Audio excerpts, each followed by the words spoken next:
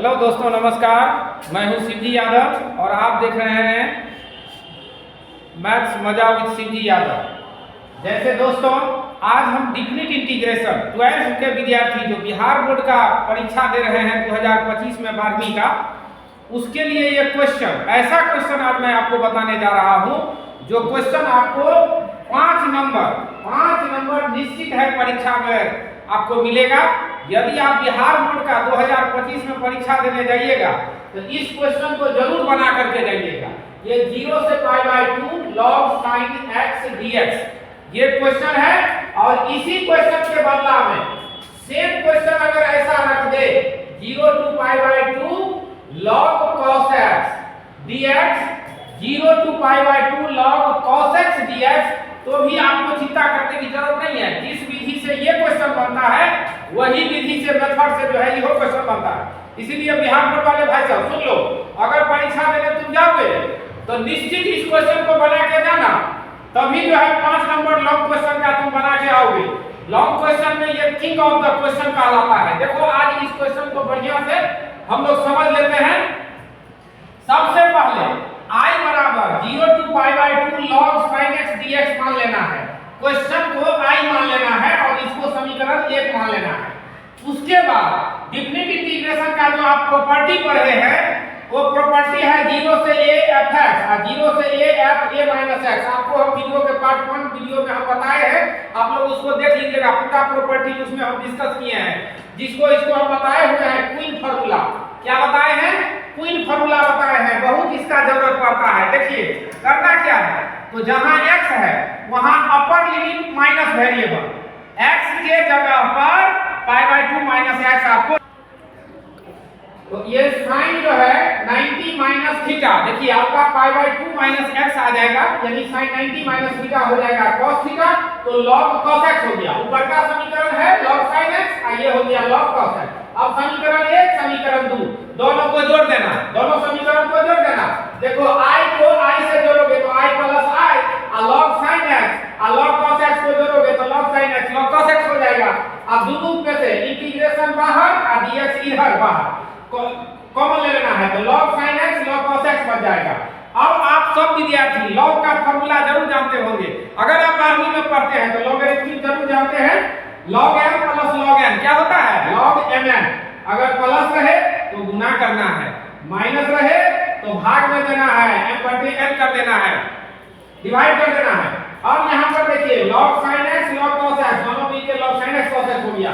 चलो दोस्तों, तो अब हम यहाँ पर देखते हैं sin x cos x रहे तो उसमें क्या करना है, आपको 2 से मल्टीप्लाई कर देना है और 2 से डिवाइड कर देना है। 2 से मल्टीप्लाई 2 से डिवाइड कर देंगे, इससे क्या फायदा होगा, तो 2 sin थीटा cos थीटा, ये जो आप लोग सूत्र पढ़े हैं 11 में 2 sin थीटा cos थीटा, इसका सूत्र कितना होता है, sin 2 थीटा होता है। इसको नहीं भूलिएगा, देखिए बहुत काम का फार्मूला है। तो ये sin 2 थीटा यानी x हो गया, नीचा में 2। अब log जो है यहाँ पर एक फार्मूला लगा है log m बटे n, log m by n का फार्मूला है log m minus log n, ये फार्मूला है। तो देखिए log m ये हो जाएगा, n ये हो जाएगा, तो log m minus log n। और इस तरह से log integration log sin 2x में अलग हो जाएगा और इंटीग्रेशन log 2 में अलग हो जाएगा। आप सब जानते हैं log 2 जो है वो कांस्टेंट है और constant can be taken out. Integration से कांस्टेंट को बाहर कर लेना, इंटीग्रेशन का जो चिन्ह होता है ना उससे इस कांस्टेंट को आपको बाहर कर लेना है, तो 0 से π/2 dx हो जाएगा। और इंटीग्रेशन dx कितना होता है, x। आप जानते हैं ना कि π/2 अपर लिमिट और 0 है लोअर लिमिट, तो पहले अपर लिमिट रखिए फिर लोअर लिमिट रखिएगा, तो π/2 माइनस 0 और ये हो जाएगा π/2 और π/2 को log 2 से गुना करेंगे तो ये इतना हो जाएगा। और इस साइड अभी कुछ नहीं करना है, सिर्फ इस साइड वाले को सॉल्यूशन करना है। ये ऐसे ही आप लिखते लिखते लिखते चले जाएंगे और यहाँ 2i बराबर इतना आपको आ गया। अब आप देखिए अगली लाइन 2i बराबर 0 से π/2 log sin 2x dx minus π/2 log 2, ये आपको आ जाएगा। इसको आप समीकरण 3 मान लेंगे। समीकरण 3 में अब क्या करना है कि ये जो पार्ट है इसका तो आप इंटीग्रेशन नहीं किए हैं, तो इस पार्ट को फिर से हम लोग I1 मान लेंगे और ये 0 से हो जाएगा pi by 2 log sin 2x dx। अब यहाँ 2x जो आ गया है एंगल में, इसको z मान लीजिए, t मान लीजिए, जो आपका मर्जी हो। अब इसको डिफरेंशिएशन कर दीजिए। इसको डिफरेंशिएशन करने के बाद dx का वैल्यू dz/2 आपको आ जाएगा। आप सब जानते हैं ये 2 होगा, ये 1 होगा, ये dz/dx होगा, आप उतना निकाल लीजिएगा। तो अब क्या है कि जब डिफरेंशिएशन आप कर दिए तो आपका एक और काम हो जाता है डिफरेंट इंटीग्रेशन में, सब्स्टिट्यूशन मेथड जहां भी लगेगा, यहां पर सब्स्टिट्यूशन मेथड का इस्तेमाल हो रहा है। तो जब भी सब्स्टिट्यूशन मेथड लगता है तो निश्चित ही आपको लिमिट को चेंज कर लेना है। अपर लिमिट और लोअर लिमिट दोनों नया वाला आएगा। जैसे देखिए पुराना लिमिट है 0, तो हम लोग रखेंगे कि when x = 0 then z। तो अब बताइए इसमें x का मान 0 रखिएगा तो 2 गुने 0 0 होगा, तो z का मान क्या हो जाएगा? 0 हो जाएगा। अब है कि x का मान अगर आप इसमें π/2 रखते हैं तो यहाँ z का मान हो जाएगा 2 गुने π/2, 2 2 कट जाएगा तो पाई का पाई। अब क्या था? पुराना लिमिट था 0 से π/2, नव का लिमिट हो गया 0 से pi. Your new limit will be 0 to pi here. Now देखो I1, ये जो I1 है, जो I1 माने थे वो नया लिमिट 0 से पाई हो गया log sin और 2x को z माने, इसीलिए उस स्थान पर z आ जाएगा। और ये जो इंटीग्रेटर dx है उसका मान dz/2 हो जाएगा, dz/2।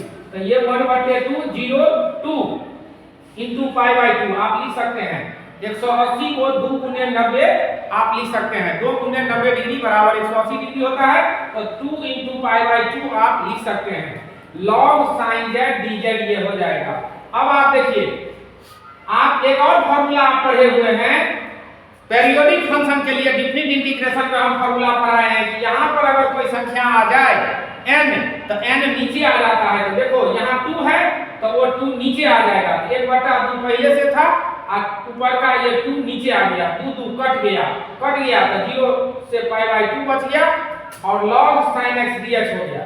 अब इसमें log sin x dx जो I1 का वैल्यू हो गया, इसमें हम लोग क्या करेंगे, इसको हम लोग समीकरण 3 में रखेंगे।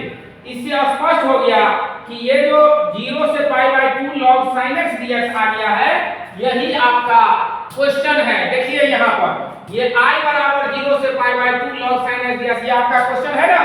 तो देखिए I1 जो है ये I1 बराबर I प्रूफ हो गया।